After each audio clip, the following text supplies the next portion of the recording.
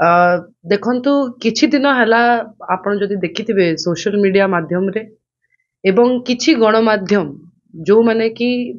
ମାନେ ଏକତରଫା ନ୍ୟୁଜ ଛାଡୁଛନ୍ତି ସେମାନେ ମୋ ଉପରେ ମାନେ ବହୁତ ଖରାପ ଖରାପ କଥା ଲାଗୁଛନ୍ତି ମୋ ବିଷୟରେ ମୋ ପରିବାର ବିଷୟରେ ମୋ ଉପରେ ଆକ୍ଷେପ କରୁଛନ୍ତି ଯାହା ଆମକୁ ଗୋଟେ ଝିଅ ହିସାବରେ ମତେ ବହୁତ ବାଧିଛି ମୋ ପରିବାର ଆଜି ଗୋଟେ ମାନସିକ ମାନେ ମେଣ୍ଟାଲ ଟର୍ଚରରୁ ଗୋଟେ ବାହାରୁଛି କାରଣ ଯେତେବେଳେ ବି ଆମେ ନ୍ୟୁଜ ଦେଖୁଛୁ ଆମେ ଲୋକଙ୍କର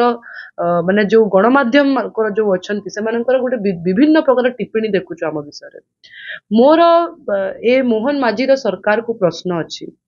ଯେ ଗତ ବିଧାନସଭାରେ ସେମାନେ ତାଙ୍କର ଦିଟା ବିଧାୟକ ଏବଂ ତାଙ୍କର ଅନ୍ୟାନ୍ୟ ଭାରତୀୟ ଜନତା ପାର୍ଟିର ଲୋକମାନେ ଆଜି ବି ଗଣମାଧ୍ୟମ ଜରିଆରେ ଅନେକ ଥର ମୋ ବାପାଙ୍କ ମୃତ୍ୟୁର ଘଟଣାକ ପ୍ରସଙ୍ଗକୁ ଉଠଉଛନ୍ତି ସେମାନେ କହୁଛନ୍ତି ଯେ ସିବିଆଇ ତଦନ୍ତ କାହିଁକି ହେଇନି କି ମୁଁ କାହିଁକି କହୁନି ତ ମୋର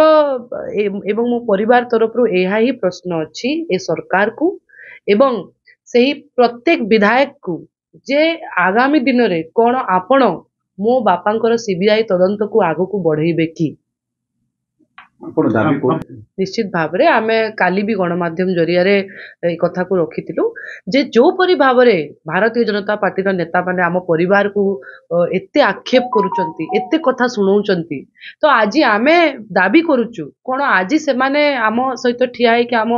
ମାନେ ତଦନ୍ତକୁ ଆଗକୁ ନେବେ କି ମୋର ଆଜି ଗଣମାଧ୍ୟମ ଜରିଆରେ ପ୍ରଶ୍ନ ଅଛି ମୋ ଭାଇକୁ ଯେତେବେଳେ ଛତିଶଗଡ଼ରେ ଡିଟେନ୍ କରାଯାଇଥିଲା ବିନା କୌଣସି ଜୁରିଡିକ୍ସନ ବିନା କୌଣସି କାଗଜ ବିନା କୌଣସି ୱାରେଣ୍ଟରେ ମୋ ଭାଇକୁ ସେମାନେ ରଖିଥିଲେ ଆଜି ମୋ ବାପାଙ୍କ ହତ୍ୟାକାଣ୍ଡର ତଦନ୍ତ ପାଇଁ ସେମାନେ ମୋ ଠାରୁ ଲେଖା ମାଗୁଛନ୍ତି ମୁଁ ଓଡ଼ିଶାର ଯୋଉ ଚିଫ ମିନିଷ୍ଟର ଅଛନ୍ତି ତାଙ୍କୁ ନିବେଦନ କରିବି ଆମ ପରିବାରକୁ ଡକାଯାଉ ଏବଂ ଏହା ବିଷୟରେ ନିଶ୍ଚିତ ଭାବରେ ଆଗକୁ ସେମାନେ ବଢିବା କଥା କହିବେ